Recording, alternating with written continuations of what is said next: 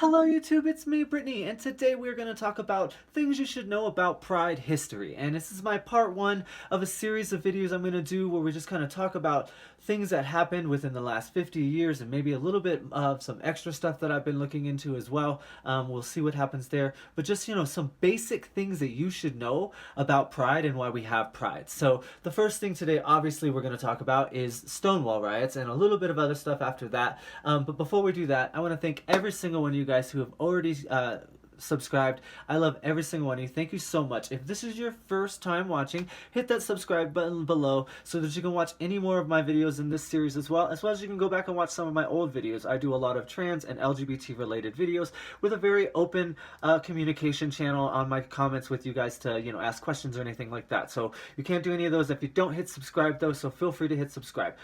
Anyways, let's go ahead and get into today's topic. And so we're just going to crash course the Stonewall riots. So I would hope that the brunt and most of you have heard of Stonewall in 1969 and that you kind of get an idea. So we're just going to crash course it really quick. So for those of you who don't know, in 1969 and in the 60s, there was a growing LGBT community in New York as well as in a few other cities. But in New York, the mayor was basically going after them and making it illegal to be either gay, lesbian, or trans, or anything. There was a growing LGBT community in Greenwich Village, and in 1969, in June 28th, the police raided Stonewall Inn, which was a known gay bar in the area that trafficked with both gays, lesbians, and transgender people inside the bar. But however, this wasn't the first time the police had raided the Stonewall Inn or other gay bars in the area, and it was really kind of a controversial time because if you look back in some of the documentaries about what it was like to be gay or lesbian back there, how difficult it was if you wanted to try to meet someone, you'd have to go to these bars and you'd have to look at them through and talk to them through the mirror or sit back to back and talk to them that way, because if the police came in and you looked suspicious like you were flirting, they'd arrest you and take you to jail for being gay. Yeah, it was just a really frightening time that I just don't know how I would have dealt with it. And then another aspect that they would do is they would come in and they would force trans men and women to show their genitals and basically force everybody in the bar to show their genitals to prove whether or not they were a boy or a girl. And if their image didn't match what their genitals were, they threw them in a paddy wagon and sent them to jail. I got called sir this morning at work and I was a little perturbed by it, so I don't know how I would feel if the police said, "Take your pants down, let me see what's in your pants." First off, I would be like, "Oh, now we're getting serious." But that's just the dirty side of me. But anyways, so that was the catalyst. On June 28th, the legend says that a black trans woman from New Jersey named Marsha P. Johnson took a shot glass during this time period while they were being raided and threw it against the mirror behind the bar, and this just exploded into a riot and controversy and fighting with the police, and it flooded out into the street. And because Greenwich Village was a very LGBT populated area, it didn't take long for the crowd to grow to hundreds and hundreds of people fighting and rioting and protesting against the police, basically for, just not letting people live their lives and arresting them for being who they are. So it was the beginning of about 5 to 6 days of riots in New York City. There were protests held in San Francisco, Orlando, Los Angeles, other places where the LGBT communities were starting to grow as well.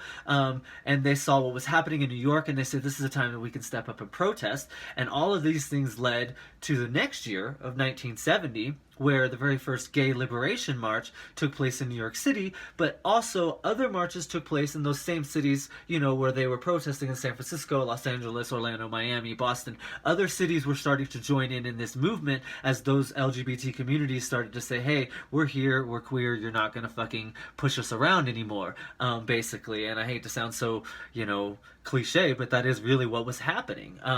The next big thing that happened also in 1970 in New York is Marsha P. Johnson and another trans woman named Sylvia Riviera started what is known as STAR, which is basically Street Transvestites Action Revolutionaries. And basically this was an organization that they started where they went out to the streets and they found young trans boys and girls, and just struggling people who had been thrown out from society because of who they were, and they was the very first organization where they started to actually help these people and get them onto the path that they was going to be better for them, not homeless, not jobless, things that were just going to help them out in their life to make it better for them. So that's one of the biggest things I think when I'm reading history about that far back, was that one of the very first things that happened in this movement was trans women stepped up for other trans women and said, we need to stick together,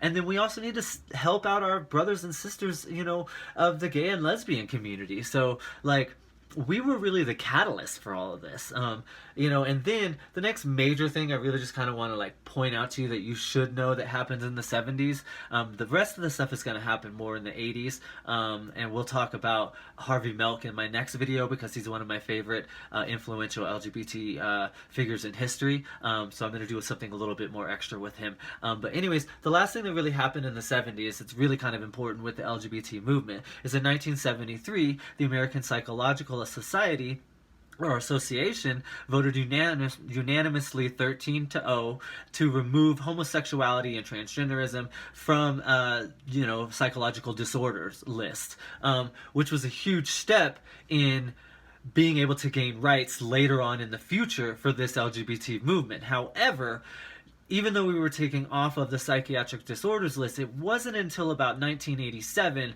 that really the psychiatric community stopped labeling us as mental disabilities or anything like that. So those are just some interesting things that you should note. Like I said, I'm going to try to keep these videos to a shortened level, trying to stay under 7.5, under 8 minutes as best I can. And then we'll just kind of keep adding on to parts as the month goes along. So thanks for watching, guys. I hope you guys really found or you learned some things. If you didn't, if you know some other things that happened in that time period that you want to throw in the comments, feel free to do that. Please don't forget to hit subscribe if you haven't done that already. Remember, you can find me on Facebook at Brittany Rose. You can find me at Twitter at Brittany Rose 2. Be safe out there, guys. Happy Pride. Love you guys.